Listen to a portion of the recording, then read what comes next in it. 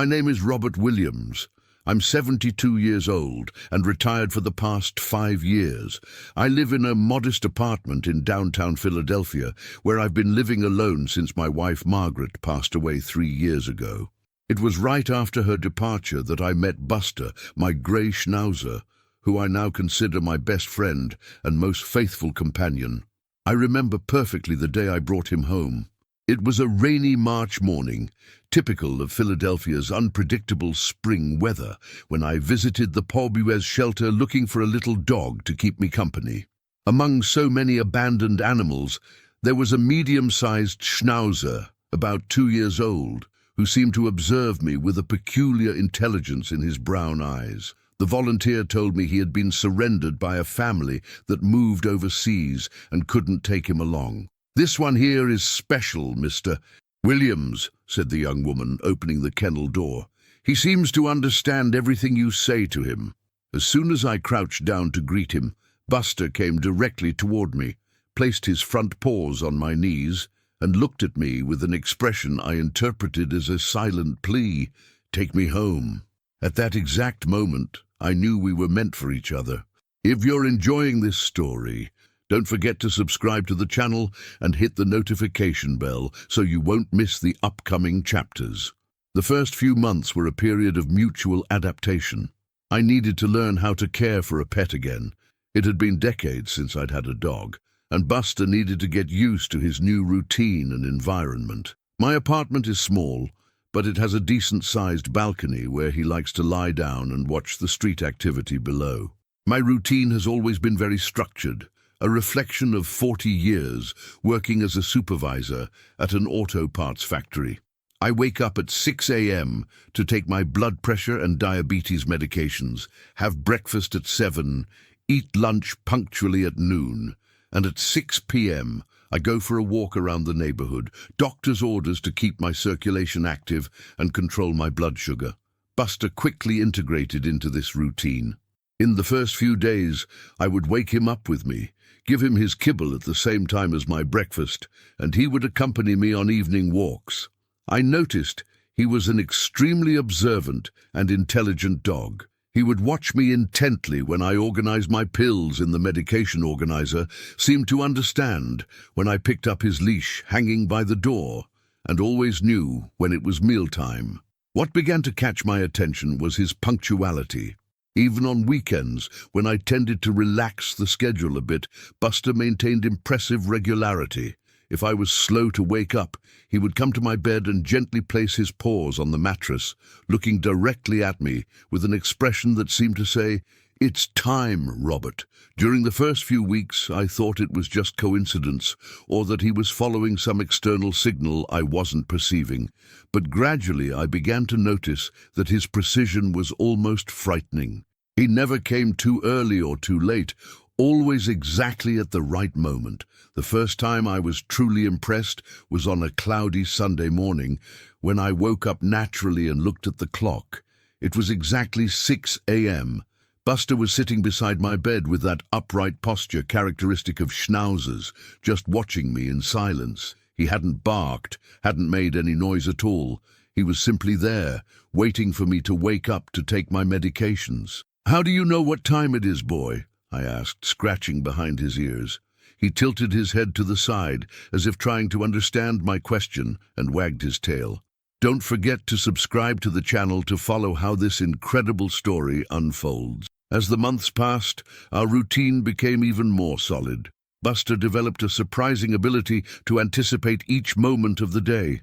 At 11:45 a.m., he would already be looking at me expectantly, knowing that in 15 minutes it would be lunchtime.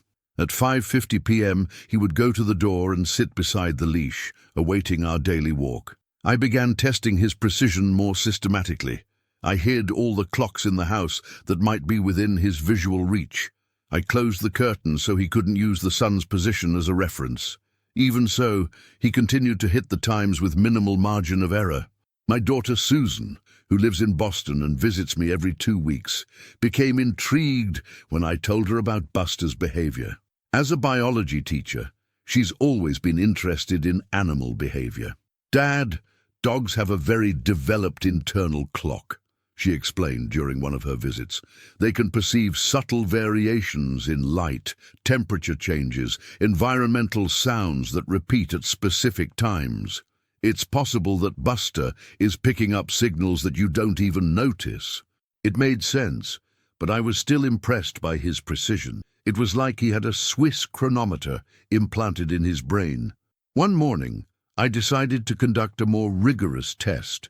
The night before, I changed all the clocks in the house to 1 hour ahead, including the microwave and DVD player clocks. I wanted to see if Buster would get confused or maintain his internal schedule. The next day, I woke up with Buster beside the bed. I looked at the altered clock. It showed 7 a.m. But something told me to check the time on my cell phone, which I had forgotten to change. It was exactly 6 a.m. Buster wasn't fooled by the modified clocks. He maintained his precision based on some internal mechanism I still didn't completely understand. At that moment, I began to realize that I had in my home not just a faithful companion, but a true walking mystery. How could a dog have developed such temporal precision? What invisible signals was he picking up, and why had this ability manifested so naturally and spontaneously? Downtown Philadelphia has unique characteristics. At 6:30 a.m., you could hear the first food trucks passing, with their distinctive sounds, the distant rumble of the subway, the security gates of corner stores opening. I began to suspect that Buster was using these sounds as temporal references. But even on Sundays, when the activity was different, or on holidays, when the street dynamics changed completely, he maintained his impressive precision. 3 months after Buster's arrival, our routine had become a true symphony of punctuality. Every morning followed the same ritual. At 6 a.m. sharp, I would feel his presence beside the bed. I no longer needed an alarm clock. He had become my most efficient and reliable natural alarm. The morning always started the same way. Buster would wait patiently while I got up, put on my slippers, and walk to the kitchen to take my medications. He would follow me with silent steps, positioning himself strategically at my side, while I opened the cabinet where I kept my pills. It was as if he knew that moment was crucial for my health. "Good morning, Buster," I would say every morning, and he would respond with a subtle tail wag, never exaggerated, always respectful of the morning silence. After the medications, he would accompany me to the balcony where I watered the plants Margaret had left behind. They were just a few potted herbs and some small flowering plants, but caring for them made me feel close to her. Buster would sit beside me, watching the street activity that was beginning to wake up. Downtown Philadelphia has unique characteristics. At 6:30 a.m., you could hear the first food trucks passing with their distinctive horns, the distant rumble of SEPTA trains, the metal security gates of small businesses opening. I began to suspect that Buster was using these sounds as temporal references. But even on Sundays when the activity was different, or on holidays when the street dynamics changed completely, he maintained his impressive precision. Are you enjoying the story so far? Subscribe to the channel and leave a comment about what you think of Buster's amazing ability. At noon, invariably, he would position himself in the kitchen. It wasn't anxious or desperate behavior for food. It was more like a gentle warning. "Robert, it's lunchtime." I would test him on purpose, sometimes staying longer watching TV or reading the newspaper. He would remain in the kitchen, patient but firm in his conviction that the time had arrived. My meals have always been simple: a sandwich, some soup, a piece of fruit, and always a glass of water. I've been cooking since Margaret passed away. She tried to teach me for years, but I was always stubborn, thinking that was women's work. How I regret that foolishness now. Buster developed the habit of lying beside the table while I ate. He never begged for food, never tried to take something from my plate. He just stayed there, like silent and comforting company. Occasionally, I would set aside a small piece of chicken for him, and he would receive it with his usual politeness. After lunch came the period I most enjoyed, the afternoon nap. Buster had perfectly understood that between 1 p.m. and 3 p.m. I liked to rest in the living room recliner. He would settle on the rug near my feet, and both of us would doze peacefully. Even during this rest period, he seemed to keep his internal chronometer running. At 3 p.m., without any external stimulus, he would get up, stretch, and come to my chair. A gentle touch of his paw on my leg was enough to wake me up.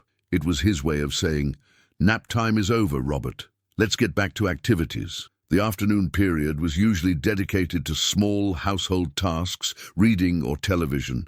Buster would accompany me in everything, always attentive, always present. When I swept the apartment, he would walk behind me. When I watched the news, he would lie beside the couch. It was constant and comforting companionship. But it was at 6 p.m. that his precision became most evident. Exactly 10 minutes before walk time, Buster would head to the front door and sit beside the spot where I hung his leash. He showed no anxiety or agitation. He simply waited, with the patience of someone who has absolute certainty that the moment is coming. Is this story touching your heart? Don't forget to hit the notification bell to receive alerts for the next chapters. Our evening walk had become the most special moment of the day. Downtown Philadelphia offers an interesting variety of scenery. Quiet residential streets, small shops, little parks where other people also walk their dogs. Buster knew the route by heart and always maintained a pace appropriate to my physical capacity. During these walks, I observed another fascinating aspect of his behavior. He seemed capable of calculating exactly how long it would take us to complete the route. If I stopped to chat with some neighbor, he would wait patiently, but I could sense in his posture that he was recalculating the remaining time. "Mr. Williams, what a well-behaved dog," commented Mrs. Chen, an elderly Chinese lady who lived on the corner. "He's like a Swiss watch, so precise." The comparison was perfect. Buster really functioned like a Swiss watch, precise, reliable, constant. But unlike a man-made mechanism, he possessed something more, an emotional connection, an ability to interpret my needs and adapt to them. One afternoon, while we were walking, I began to reflect on how my life had changed since his arrival. Before, my routine was just a mechanical sequence of activities necessary to maintain health and pass time. With Buster, every moment gained special meaning. He transformed my loneliness into companionship, my rigidity into flexibility, my sadness into purpose. When we returned home, always around 7 p.m., he would head directly to his little corner on the balcony, where he would stay watching the sunset. It was his moment of rest, of processing the day that had passed. I would settle in the nearby recliner, and together we would watch the city transform with the lights that began to turn on. "How do you do this, Buster?" I would ask aloud, more to myself than expecting an answer. "How do you manage to be so precise?" He would look at me with those intelligent eyes, tilt his head to the side, as he always did when I spoke directly to him, and wag his tail gently. It was his way of saying, "Don't worry about it, Robert, just trust me." And I trusted, completely. After 6 months of living with Buster, my curiosity about his extraordinary ability had transformed into a healthy obsession. I decided to investigate more deeply how he managed to maintain such temporal precision. A scientist? No. But I was a curious man who had worked his entire life with mechanical precision, and I recognized when something worked in an extraordinary way. I began making detailed notes in a notebook I bought specifically to document Buster's behavior. Every morning, I recorded exactly what time he woke me up, comparing it to the actual time. In 3 weeks of systematic observation, the biggest variation was 2 minutes, and that happened only once. On a morning when there was a traffic accident on the street that completely altered the usual neighborhood sounds. "Incredible," I murmured, while analyzing the data. "More precise than my old factory time clock." I decided to intensify the tests. In the first experiment, I purposely changed my routine for an entire week. Instead of taking my medications at 6 a.m., I started taking them at 6:30 a.m. Buster observed this change attentively for the first 2 days, seeming slightly confused. By the 3rd day, he had completely adjusted to the new schedule. By the 4th day, he started waking me at 6:25 a.m., 5 minutes before the newly established time. If you're following this incredible journey, don't forget to subscribe to the channel to discover all of Buster's secrets.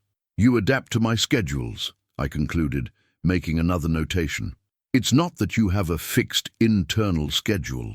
You synchronize with me. The second experiment was more challenging. During a long weekend, I resolved to drastically alter our routine. Instead of waking up at 6 a.m., I slept until 8 a.m. Instead of eating lunch at noon, I ate at 2 p.m. The walk, which always happened at 6 p.m., was postponed to 8 p.m. Buster accompanied all these changes with impressive flexibility. But what was most fascinating was observing how, on the first day of the following week, he automatically returned to the original schedules, as if he possessed multiple internal chronometers, one for normal days, another for special situations. During this testing period, I began paying more attention to his physical signals. I noticed that about 5 minutes before each program time, his breathing would subtly change. His ears would become more erect. His body posture would shift from relaxed to alert. It was like watching a biological computer entering execution mode.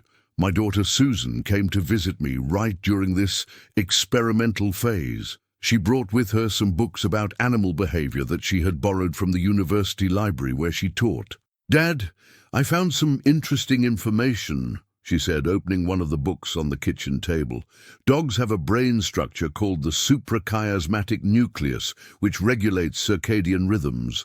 Some animals can develop very sharp temporal sensitivity." "But Susan," I argued, "Buster's precision goes beyond natural rhythms. He's not simply following a biological cycle. He's consciously monitoring specific times." She agreed that the case was unusual and suggested we document everything to perhaps present it to some veterinary behaviorist in the future. Keep following to discover more mysteries about Buster's unique ability. It was then that I decided to conduct the most radical test, an artificial time zone change. For an entire week, I gradually altered all the schedules in the house. On the first day, I moved everything forward 15 minutes. On the second, another 15 minutes. And so on, until by the end of the week, we were living 2 hours ahead of the original schedules. Buster accompanied this transition with disconcerting naturalness. Each day, he adjusted his behavior to the new times as if it were the most natural thing in the world. But he always maintained his precision of 5 to 10 minutes in advance to alert me about each activity. What was most impressive happened when I returned to normal schedules. I expected he would need a few days to readjust, but no. On the first day, he immediately returned to the original routine, as if the altered schedules had been just a temporary parenthesis. "How do you do this?" I asked aloud, watching him position himself beside my bed at exactly 6 a.m. "It's like you have multiple clocks running simultaneously." During this experimentation period, something else began to become evident. Buster wasn't just monitoring schedules, he was taking care of me.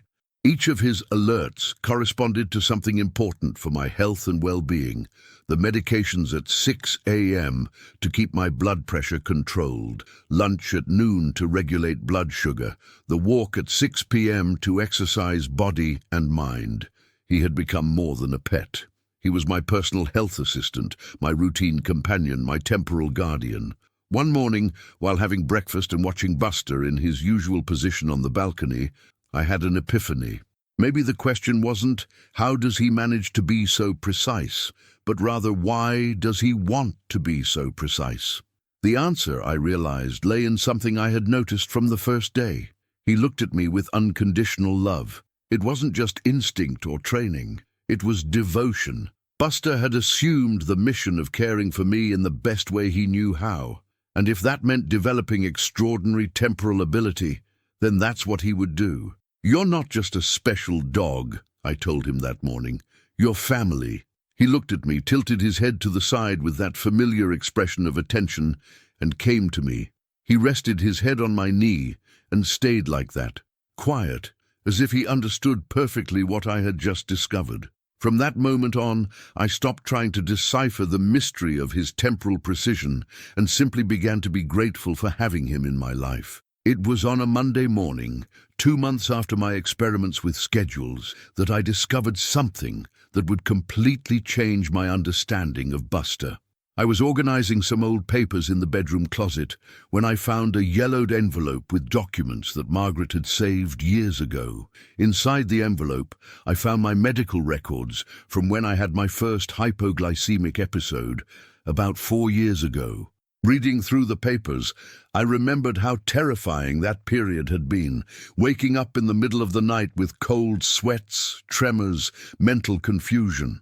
The doctor had been categorical. "Mr. Williams, it's essential to maintain your medication and meal schedules rigorously. Any deviation can be dangerous." It was at that moment that I understood something extraordinary. Buster hadn't developed his temporal ability by chance. Somehow he had grasped that my life literally depended on schedule regularity. "My God," I murmured, sitting on the edge of the bed with the papers in my hands. "You know I need to be punctual to stay healthy." Buster, who was lying on the balcony, raised his head as if he had heard my comment. He came to the bedroom and positioned himself beside me, with that attentive posture he always assumed when he sensed something important was happening. I began to remember small details I hadn't valued before. On the rare occasions when I forgot to take my medications at the correct time, Buster would become more insistent. If I took longer than usual to eat lunch, he wouldn't leave the kitchen. If I tried to skip the afternoon walk, he would stay by the door with an expression I now understood wasn't just a request, but genuine concern. Is this discovery moving you as much as it moved me? Don't forget to subscribe to the channel.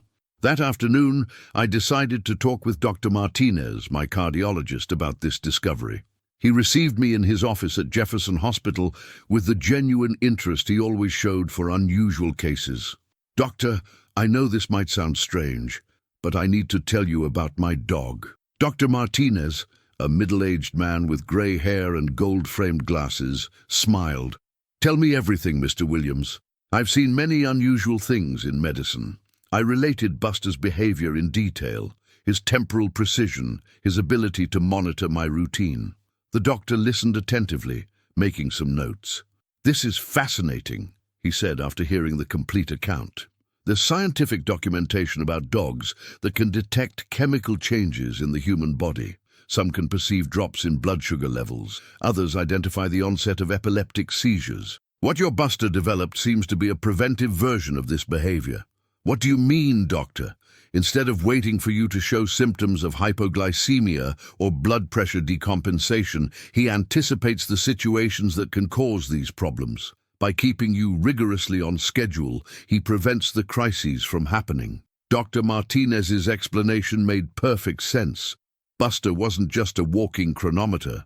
He was a medical assistance dog who had self-trained to care for my health. "But doctor, how does he manage to be so precise with the times?" "Dogs have a sense of smell, millions of times more acute than ours. It's possible he's picking up subtle changes in your body odor that happen at specific times, hormonal changes, variations in the chemical composition of sweat, even alterations in your breathing. For us, these changes are imperceptible. For him, they're clear signals." I left the office with a completely new understanding of my companion. It wasn't magic or coincidence, it was pure science, the result of millions of years of canine evolution combined with unconditional love and an extraordinary protective instinct. Are you following this incredible journey of discovery? Hit the notification bell so you don't miss any chapter. That night, I observed Buster with completely different eyes. Every movement of his, every position he assumed, every look he directed at me gained new meaning. He wasn't just being a well-behaved pet. He was constantly monitoring my physical and emotional condition. Around 10 p.m., I noticed he got up from the balcony and came to the living room where I was watching television.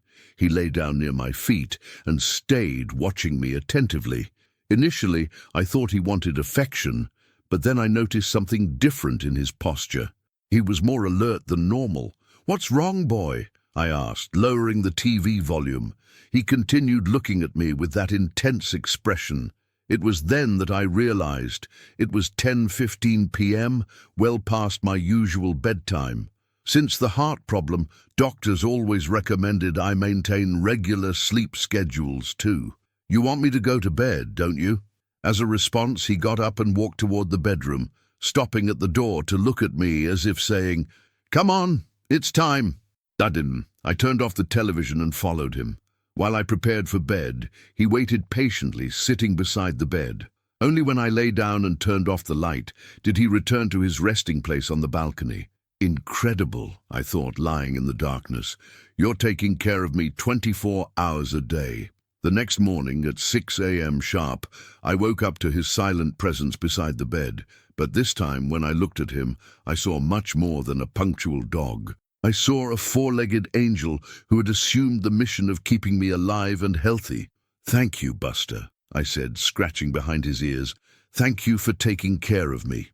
He tilted his head to the side, wagged his tail gently, and accompanied me to the kitchen for the morning medication ritual. But now I knew it wasn't just a routine.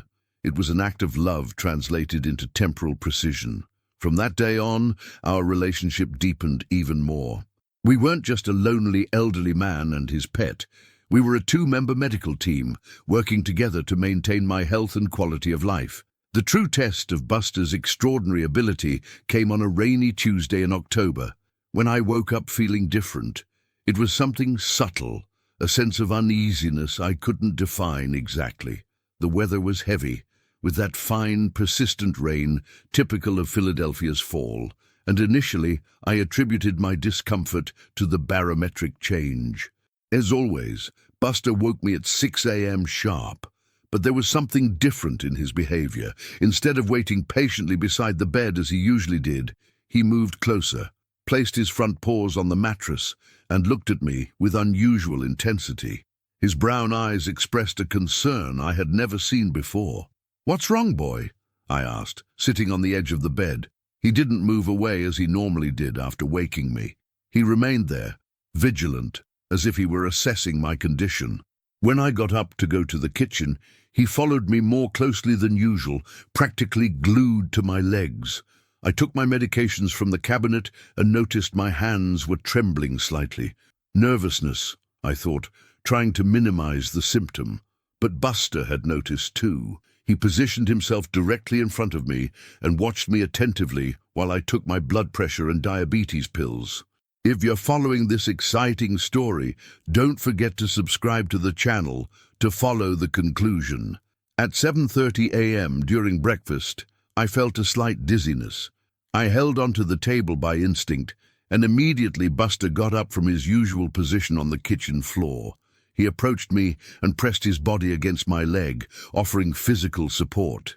"Everything's fine," I said, more to myself than to him. "It must just be the weather." But Buster wasn't convinced. Throughout the morning, he stayed abnormally close, following each of my movements with doubled attention. When I sat in the recliner to read the newspaper, he didn't lie down on the balcony as usual. He remained in the living room, lying beside me, but in a constant state of alert.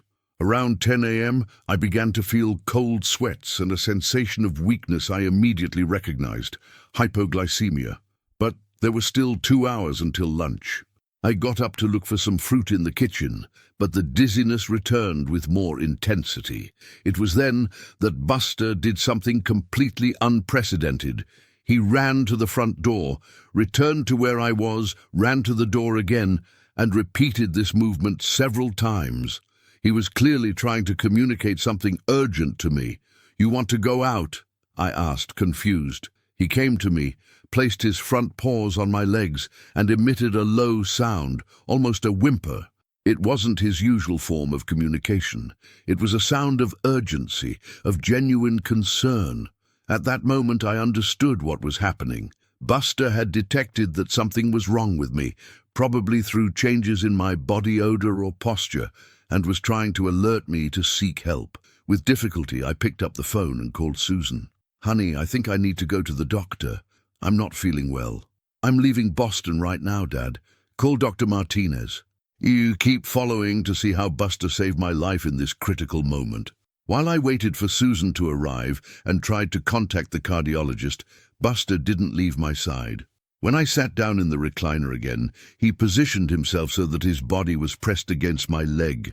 It was as if he were constantly monitoring my vital signs. Dr. Martinez answered me by phone, and after describing the symptoms, recommended I go immediately to the emergency room. It could be a diabetes decompensation or a heart problem. We can't take risks.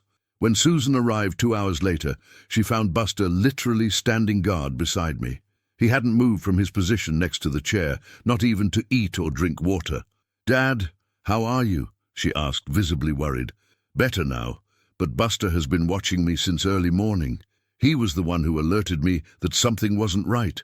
At the hospital, tests revealed I had suffered a severe hypoglycemic episode followed by a minor cardiac arrhythmia.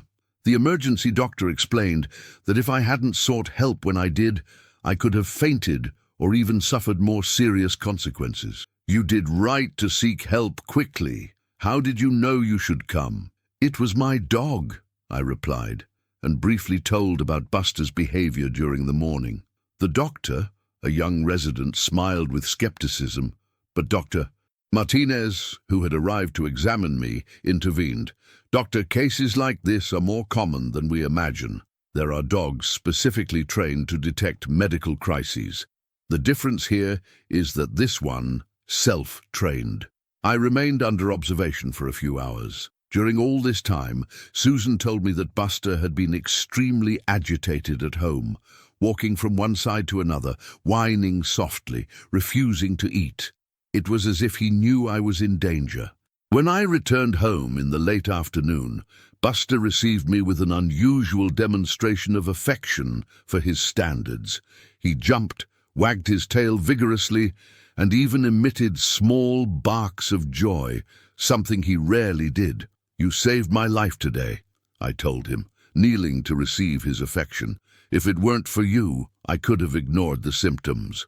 From that day on, our relationship transcended any conventional definition of owner and pet. Buster had revealed himself not just as a biological chronometer, but as a true walking medical alert system. His temporal precision wasn't just a curiosity, it was a survival tool he had developed to keep me alive. That night, while I rested in the recliner, he stayed closer than normal, clearly still in elevated vigilance mode. It was as if he understood he had passed a crucial test and now took his mission even more seriously. 6 months after the medical episode, our life had found a new balance. Buster not only maintained his impressive temporal precision, but had developed an even more refined capacity to monitor my health condition. It was as if that critical day had activated an even more advanced protection system in him. Dr. Martinez, fascinated by the case, began officially documenting Buster's behavior.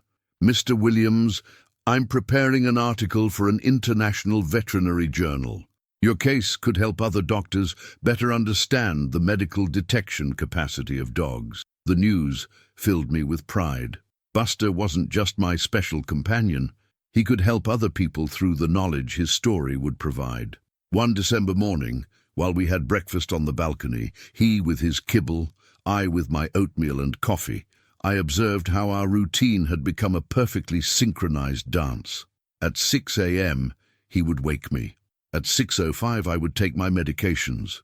At 7 a.m., we would breakfast together. At noon, we would have lunch. At 6 p.m., we would walk through the neighborhood. At 10 p.m., he would indicate it was time to sleep.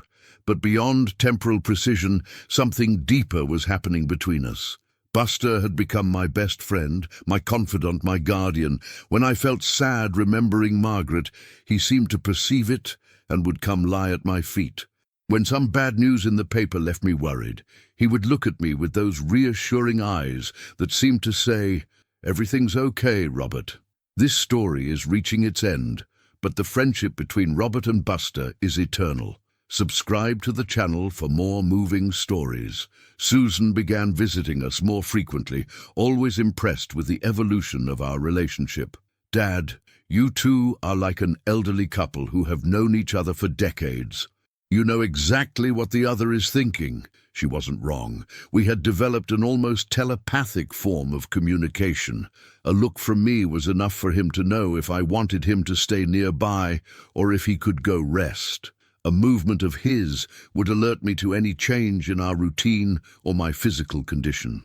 One afternoon, while we walked through Rittenhouse Square, we met Mrs. Chen with her 8-year-old grandson. The boy was fascinated when I told him about Buster's abilities. "He really knows what time it is without looking at a clock, Mr. Robert."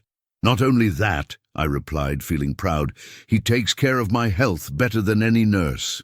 To demonstrate, I asked the boy to ask Buster if it was walk time.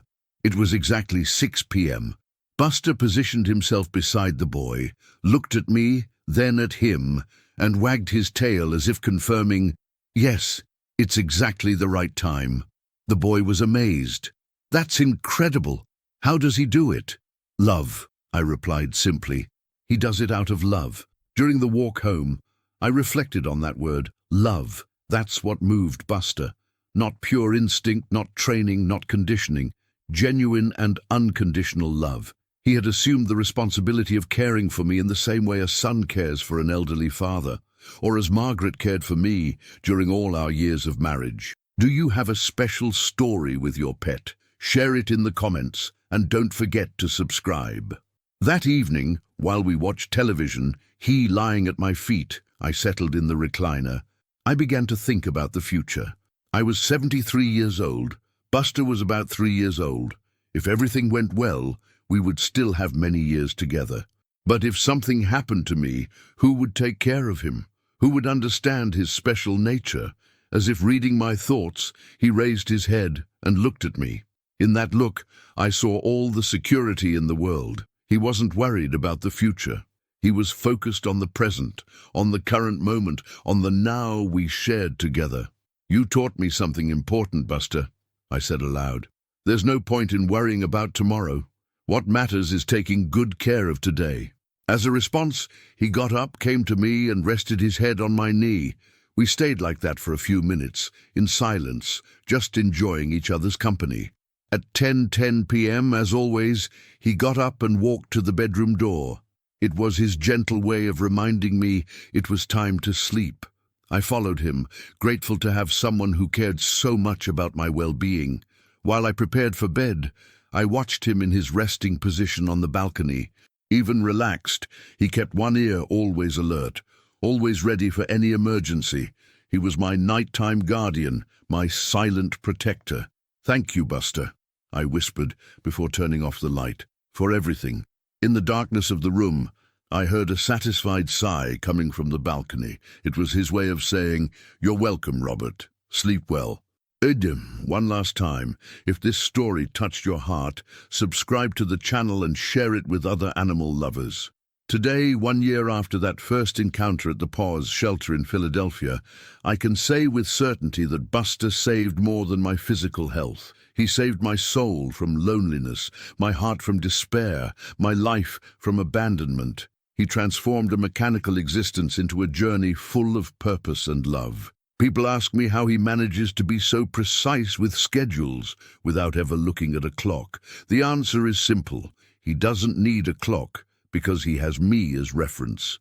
He developed an internal system based on knowing me deeply, my smell, my breathing, my posture, my habits. He studies me 24 hours a day with the dedication of a scientist and the devotion of an angel. But the real magic isn't in temporal precision. It's in the unconditional love that connects us. Buster isn't just a dog with special abilities. He's my family, my best friend, my life companion. When I wake up every morning at 6 a.m. and see those brown eyes watching me with affection, I know I'm witnessing a miracle.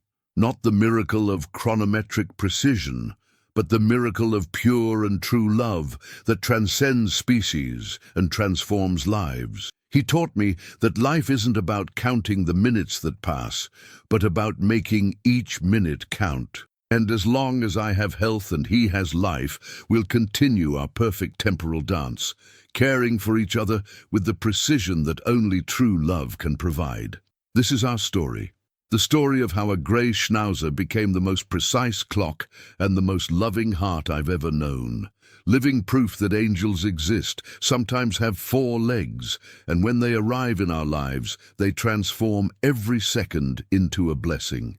Downtown Philadelphia continues to be our home, with its familiar sounds that Buster knows so well. The morning food trucks, the rumble of SEPTA trains, the early opening coffee shops, all form part of the urban symphony that accompanies our daily routine.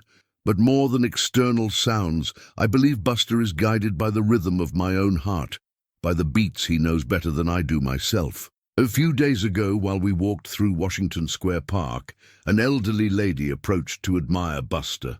"What a serene dog," she commented. "You can see that you two understand each other perfectly." "More than understand each other," I replied. "We take care of each other, and that's the truth. We're not just an elderly man and his pet. We're a team, a family, 2 beings who found in the other exactly what they needed. He found someone to protect, and I found someone to protect me. Every morning, when I see his silhouette outlined against the light from the balcony, waiting patiently for me to start another day together, I feel immense gratitude. Gratitude for that rainy day when I decided to visit the shelter. Gratitude for those eyes that chose me among so many people. Gratitude for every precise minute, every silent alert, every moment of unconditional companionship. Buster's precision isn't just a scientific curiosity. It's the physical manifestation of the purest love that exists. Love that expects nothing in return, that doesn't judge, that doesn't abandon. It's love that counts every minute as if it were the last, that transforms routine into sacred ritual, that turns survival into celebration. Tomorrow I'll wake up at 6 a.m. sharp with his silent presence beside my bed. I'll take my medications under his watchful gaze. We'll have breakfast together on the balcony while the city awakens. And so we'll continue day after day in perfect synchrony, proving that the most precise time isn't measured with clocks, but with heartbeats. This is the story of Buster, the dog who learned to count time with love, and of Robert Williams, the man who learned it's never too late to find the perfect family, even if it comes with 4 legs and an internal chronometer more precise than any Swiss machine. Because in the end, the best clocks aren't the ones that count the hours, they're the ones that make every hour worth living.